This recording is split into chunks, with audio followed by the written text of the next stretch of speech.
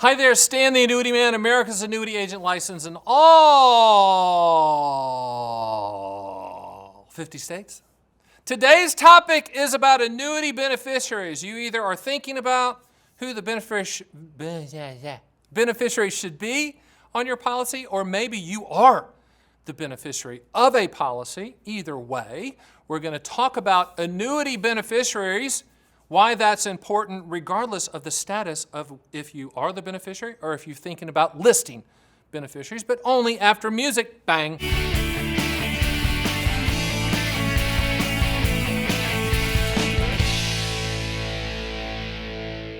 All right, so here are the basics when it comes to annuity beneficiaries. Number one, annuities, plural, different types, SPIAs, DIAs, QLACs, MIGAs, index annuities, variable annuities, blah, blah, blah, blah. All of them, you can list beneficiaries of the policy. What does that mean? Stan, the Annuity Man, America's annuity agent. That means when your Learjet hits the mountain, when your Dodge Ram truck hits the tree and you die, whatever money is left in the account, if you structured it so that the beneficiary will get it, they will get it. You can structure it so that the beneficiary can get the money in a lump sum format. You can structure it so that they're getting payments until the money's exhausted. But understand that you can structure it so that, let's just say in a lifetime income guarantee product like an immediate annuity, you can structure it so the annuity company's on the hook to pay as long as you're breathing. So if you live forever and there's a medical miracle, they're on the hook to pay. But when you die, whatever money is left in the account goes 100% to the beneficiaries, and the annuity company never, ever, ever, ever keeps a penny under any circumstance, even though they're on the hook to pay. All right? So when it comes to listing beneficiaries, so you're the owner of the policy and you say, you know what, Stan, I worked hard, I kind of like my family at times, and unless it's like Christmas or something, and Uncle Jim gets drunk and whatever. The point is, you're going to list beneficiaries. You can list pretty much as many as you want, but let's do an example. You have a wife and you have 2 kids, and you have grandkids. You could have the wife as the primary beneficiary of the policy. You could have the kids as secondary beneficiary of the policy, meaning if your wife died, they would move up, and then you could have the grandkids under the kids. That's the way to structure beneficiaries if you're the owner of the policy. Understand this too. You can change beneficiaries at will. So we go through the application process, you list the beneficiaries, we're going to need their information, contact information in case you die, right? You can list them, but you can also change them. So if they make you mad, if they piss you off, okay, they didn't send you the birthday card, and you're like, they didn't send me the birthday card. Screw them, I'm taking them off the policy. You can do that. And if they make nice, you can put them back on. So you can, it's not irrevocable. You can change beneficiaries as much as you want on your policy. But let's just say, you say, Stan, I don't want a beneficiary. I hate my kids. They make me sick.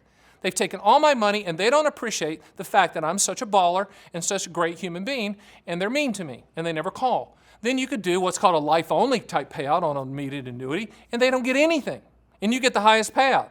So you don't have to have a beneficiary, but if you do, you can list them however you want to list them with policies. Now, with deferred annuities like multi-year guarantee annuities or index annuities or variable annuities, you can have beneficiaries on that policy. Can a trust be a beneficiary? Yes, it can, but we're getting into tax questions, okay? And also, too, if you are a beneficiary of a policy and you inherit that policy as the beneficiary, it's time to go see a CPA. It's time to go see a tax lawyer. It is not time to take tax advice for people who don't have those qualifications, okay? So just put that in the back of your head. If you're the beneficiary of a policy and we're at the time where there's a lot of transfer of wealth. There's a lot of annuities that are being transferred to the beneficiary because the mom or dad or whoever died. It's time to pay a little bit of money and go see a CPA and a tax lawyer in order to get sage and accurate tax advice. All right, so let's talk about beneficiaries. If you're the spouse and you're the beneficiary, you have more options than a non-spouse, than the kids. And that's just law. You need to know that. The other thing you need to know, if you're the owner of the policy and you want to restrict how that money is going to go to the beneficiaries, you can control it from the grave. Most carriers will allow you to do that. So just put that in the back of your mind. If you have something in your mind that you don't want them to come to your funeral in a paid-for Lamborghini, you want them to be making payments, or whatever is in your mind that you want to restrict those payments, you can do that. But once again, you need to get us involved. You need to get CPA and tax lawyer involved. But if you are the spouse, or you're setting up your spouse as the primary beneficiary, spouse has more options and more choices than non-spouses, like kids. What I would tell you to do as well is when you set up the policy, and obviously if you use us, you're using the best team on the planet, and we do this all day long, and we can help you with all of this. But I would encourage you to have a sit-down conversation eventually with the beneficiaries and say, hey, I bought this lifetime income annuity, or I bought this multi-year guarantee annuity for principal protection, or whatever it is, and I've listed you as beneficiary, and here's the reason why, and here's what's going to happen, and here's what you need to do. And oh, by the way, here's the contact information for theannuityman.com, who's the best person on the planet because he's so nice and wears gear that has his name on it, but he knows what he's talking about, and he and his team will take care of you if and when eventually that I pass away.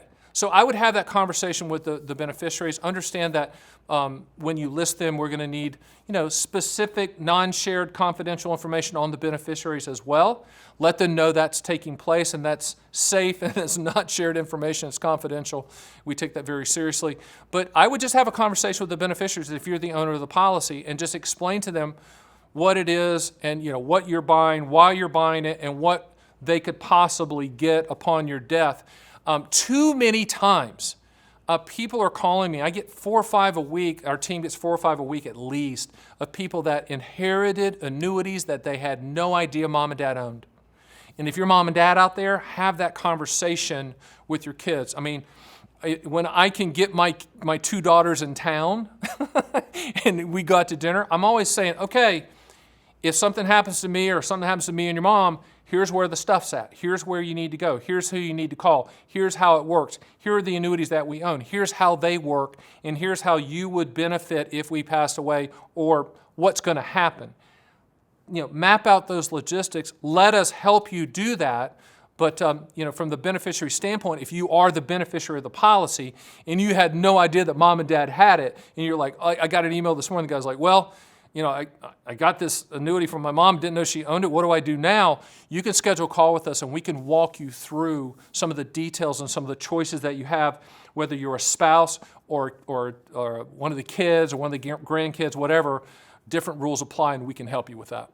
So before I did this video, I was on a call with my administrative team who, by the way, are phenomenal. And if you're a client out there, like, they are. They really are. And they said, make sure to bring up this situation because we get this occasionally. A couple weeks ago, we had a person, and this happens a lot, but this happened again. They bought a multi-year guarantee annuity. Once again, that's the annuity industry version of a CD. And we got to the beneficiary part. It's okay, who do you want to list as beneficiary? And the person said, nobody. No, just nobody. We're like, okay. And he was adamant about that. Okay, then we're going to put the beneficiary is the estate, okay? So it's going to go through your estate. Why is that a problem? Is because one of the good things about annuities is they pass outside of probate, okay? Period, if you list the beneficiary. But if you don't list the beneficiary and we put estate, guess what?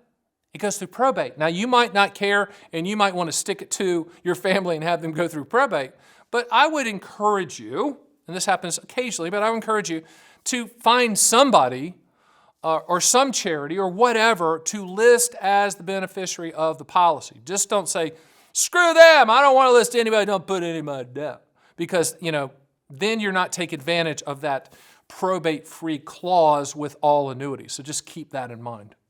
So that was riveting and motivating, talking about beneficiaries. And one more motivational thing to leave you with, as my friend Bill Black says, he's the best life insurance guy on the planet, one out of one of us is going to die, of course, okay? It's going to happen, all right? So you need to think about who you're going to list as the beneficiaries, and if you are a beneficiary, then we can help you get through those waters of decisions that you have to make, whether you're a spouse or a non-spouse. Hey, do me a favor, click the subscribe button, because we do a few of these videos, as you know.